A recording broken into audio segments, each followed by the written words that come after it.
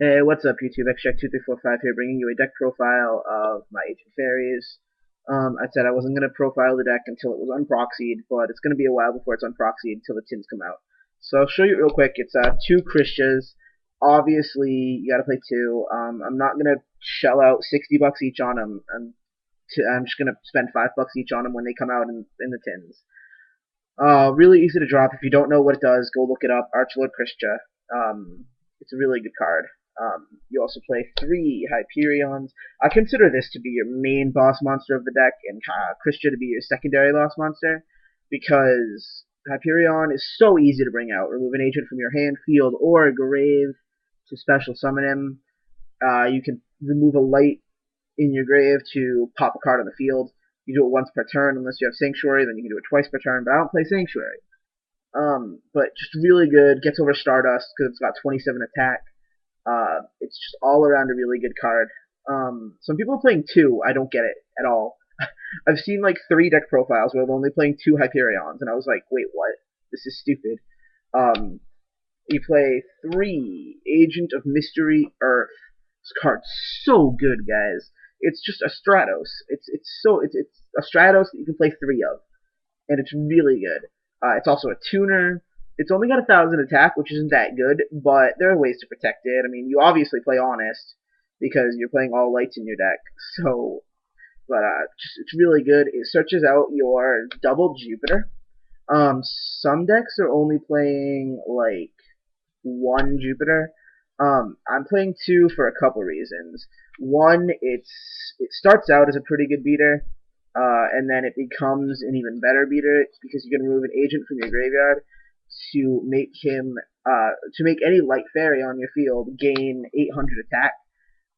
So it's really good. But the main reason I play it is for the graveyard control because you can remove an agent from your grave um, to do that effect. Meaning it's easier to drop Krisha if you have five in your grave, remove an agent, drop Krisha. So it's really good. And I'm only playing two Venus. A lot of decks are playing three, but I hate drawing into Venus unless I open with it. Or actually, I just hate drawing into this unless I open with it. Mostly, I prefer to search it out with Earth. Um, yeah, everybody says like, well, the dead ones you can just use cards from the sky on, or you can discard them with orange light, stuff like that. But I still only prefer two. But you do play Double Venus to so that you can spam your three Shine Balls. Card's so good in the deck. Provides good options because it's good for synchro fodder. It's also good for other things, which I'll show you guys in a little bit, but you probably already know. You play two Herald of Orange Light. Um, it's like your effect veiler in the deck, but it also destroys, which is really good. You discard this and another light fairy to negate an effect and destroy that card. It's also a level 2 tuner, so I mean you can summon it and sync with it too. But it's good. It's really good in the deck.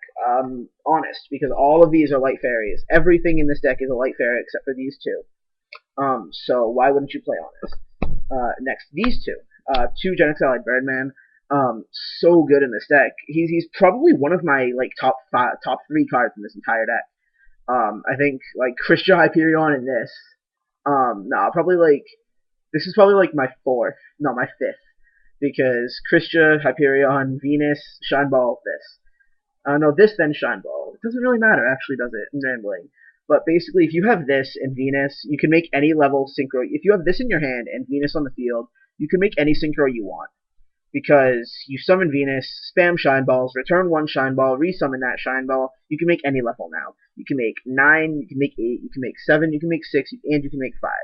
Think about it. Do math. Venus is a 3, this is a 3, Shine Ball's 2. You'll have 3 Shine Balls, 1 Venus, and 1 this. Do math, guys. Those are the only non-light fairies you play in the deck, which is also good for a side deck card that you're going to probably play. But that is it for the monsters. For the spells, you play triple cards in the sky. I don't really like this card, actually. I might drop one of these for a Pot of Avarice, because I have been running through my monsters really fast, and sometimes you do want them back, like your Shine Ball, so that you can redo a Venus play. But you do play double cards, or triple cards in the sky. It's better first turn, because then the whole not being able to battle thing doesn't affect you as much and the special summoning thing, because you can just like play this and summon Earth and stuff. But it is pretty good, and it does combo really well with another card in the deck, which I will show you guys in a minute. That's triple duality right there. I'm not going to spend all the money on these because they're coming out in the tin. As for the orange lights, my friend Will's giving them to me when I see him. I just haven't seen him, so I don't have them yet. But I gotta play the triple duality. Double NST because back row is gay and annoying, and I hate back row because it interrupts you, and that's not what you want. I also play this card because I hate back row. I think Giant Trunade needs to go bye-bye, and I think Solemn Judgment. I think Heavy Storm needs to come back because Heavy is better, in my opinion. Whatever. Monster Reborn because it's pretty good. Dark Hole because it's also pretty good. I don't know. They're pretty good, you know. Huh. You play Burial because like I said earlier, I really value the graveyard control in this deck. And this provides excellent graveyard control. I had four. I was playing my friend Will, and he was playing his Glads. I had four Light Fairies in grave. And so he ready RA'd me, put me down to 3, and was like, "Yay! Now you can't drop Christia." I had this card in my hand, and I was like, "Sure, I can't play Christia, whatever." I also had a Christia in hand. So next turn I draw, I play this, return the thing that he removed, and then draw Christia on him. And he was like, "Damn it, what the hell?" And he didn't have anything to stop it. And from there I proceeded to win. So good card. I really value the graveyard control it brings. Plus it refills your grave for like Hyperion and stuff. And Pot of Avarice if I do decide to play it. That's mind control. I just don't have one. I thought I did. I don't know where it is, but gonna have to pick up another one. But mind control is really good in the deck because it's just you play 7 tuners. It also combos really well with Gen XL like Birdman because like one time when I was playing, I mind controlled their Stardust and then returned it with Gen XL like Birdman, and Birdman gains 500 when he returns a Wind. So it was awesome. That is it for the spells. I'm not sure how many spells and monsters it is. I do know that the deck is 42. So for the traps, you play Miraculous Descent. You play 2 of them. This is the card that I mentioned about comboing really well with cards from the sky. It's really good. There are so many things I could say about this card, but I don't need to. It speaks for itself, guys. Really good card. I would highly suggest playing it. 2 Bottomless Trap Holes because they're still pretty good, actually. I do really like Bottomless in the deck. If I had Warnings, I would probably be playing both Warning and Bottomless because it's really good. Bottomless is better on Xyz. You play 2 Dust Tornadoes because, again, back row is annoying, and you just want to get rid of it because that way they can't interrupt all of your plays. Mirror Force and Torrential because Mass Monster removal is pretty good. So you definitely just want to get rid of all their monsters because it's good. And you play Solemn Judgment, obviously, because it's solemn and it's good. One card I'm thinking about playing in the main deck is Royal Oppression, but I'm not sure about it yet. I might test it out later. A card you guys might want to try in your main deck is White Elephant's Gift. You get rid of a Shine Ball to draw 2, basically. Side and extra, I don't really have official side and extras yet for this deck. But I will show you guys a couple suggestions for each. Gozen Match and pretend this is Rivalry of Warlords. Basically, these 2 cards are just really good in the side deck. Gozen, you play all lights except for your Birdman. Rivalry, you play all fairies except for your Birdman. So these are really good cards for the side deck. I'm probably going to play like 2 Gozen, 1 Rivalry if I play them. I might play 1 of each, but I might play 2 Gozen, 1 Rivalry because it's really good for a side deck card. Shuts down a lot of decks. Like, destroys Monarchs.